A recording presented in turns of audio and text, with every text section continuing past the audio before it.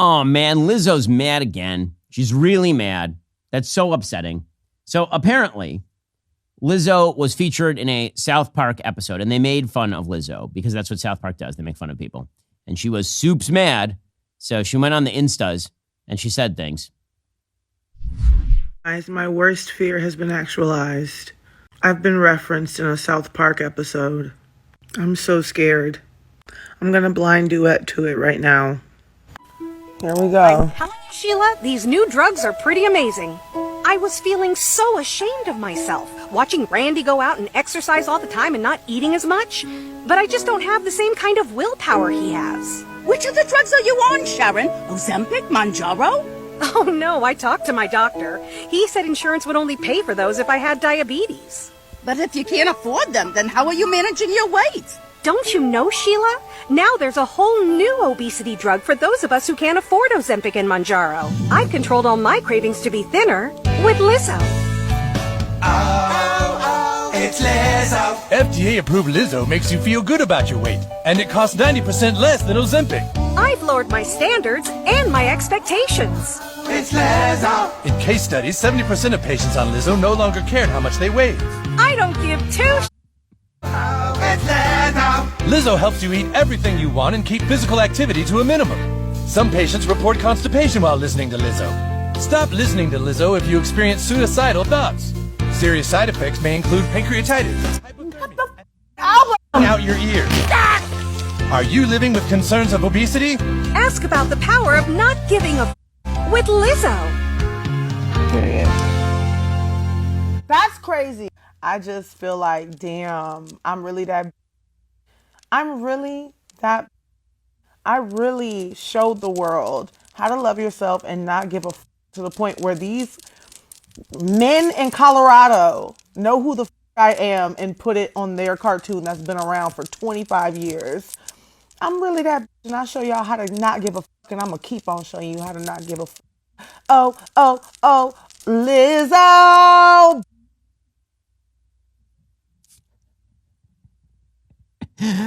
Okay, so points for taking that with a little bit of humor from Lizzo. Also, the reason the South Park thing is funny is because the body positivity movement is just the dumbest crap that ever happened. The body positivity movement. So here's the thing. I think anything that involves self-affirmation is typically a waste of time. It turns out human beings are usually deeply and inherently flawed. If you have no introspection about that, and if you spend all day talking about how your flaw is actually your strength, it's because you're being delusional. People's flaws are not their strengths. People's flaws are things that they ought to work on. That's the reason why South Park ends up making fun of Lizzo.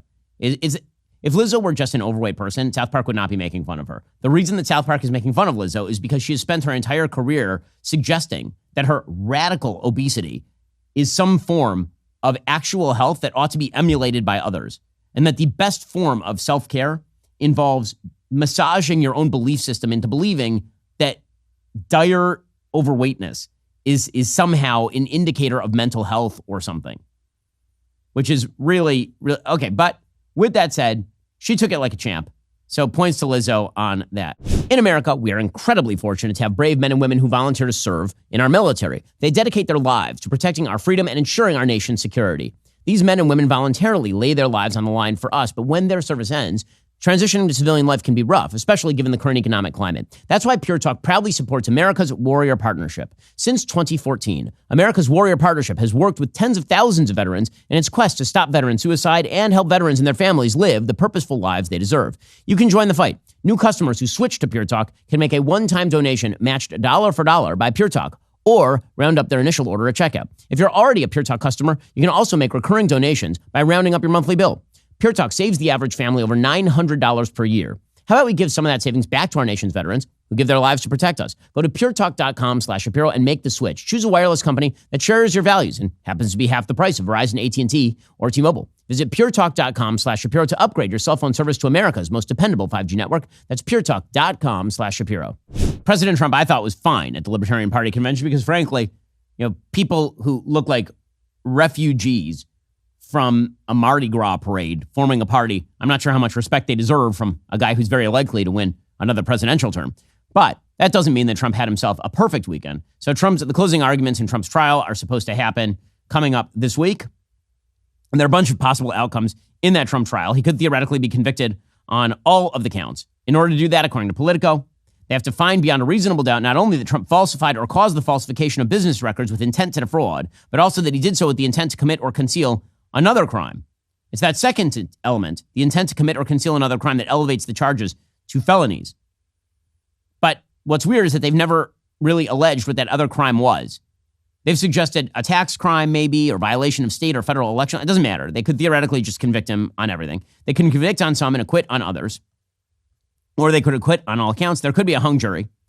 All you need there is one juror who says this is all BS and doesn't vote in favor of it. It's also possible that the judge, Merchant, who hates Trump, could theoretically just take it out of the jury's hands entirely. He could issue a directed verdict for acquittal. That is unlikely.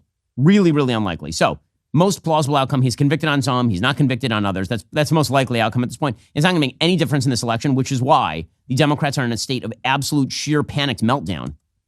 According to Politico, the Democratic Party, it's starting to sink in that their candidate stinks. Their top headline today, Dems in full-blown freakout over Biden. A pervasive sense of fear has settled in at the highest levels of the Democratic Party over President Joe Biden's re-election prospects, even among office holders and strategists who had previously expressed confidence about the coming battle with Donald Trump. All year, Democrats had been on a joyless and exhausting grind through the 2024 election. But now, nearly 5 months from the election, anxiety has morphed into palpable trepidation, according to more than a dozen party leaders and operatives. The gap between what Democrats will say on TV or in print and what they will text their friends has only grown as worries have surged about Biden's prospects. You don't want to be that bad guy who's on the record saying we're doomed or the campaign's bad or Biden's making mistakes. Nobody wants to be that guy, according to an anonymous Democratic operative. But Biden's stubbornly poor polling and the stakes of the election are, quote, creating the freakout. This isn't, oh my God, Mitt Romney might become president. It's, oh my God, democracy might end. So all Donald Trump has to do, literally all he has to do, is not be super crazy. That's it. Just go silent and be not super crazy. Well, we'll find out. Because again, good Trump, bad Trump is in full effect.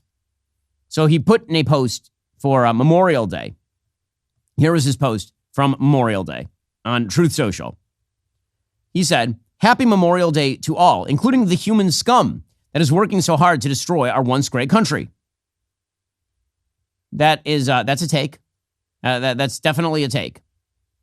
And to the radical left, Trump-hating federal judge in New York that presided over, get this, 2 separate trials that awarded a woman who I never met before, a quick handshake at a celebrity event 25 years ago doesn't count, $91 million for defamation. She didn't know when the so-called event took place, sometime in the 1990s, never filed a police report, didn't have to produce the dress that she threatened me with, and it showed negative, and sung my praises in the first half of her CNN interview with Allison Cooper, but changed her tune in the second half. Gee, I wonder why. Under appeal?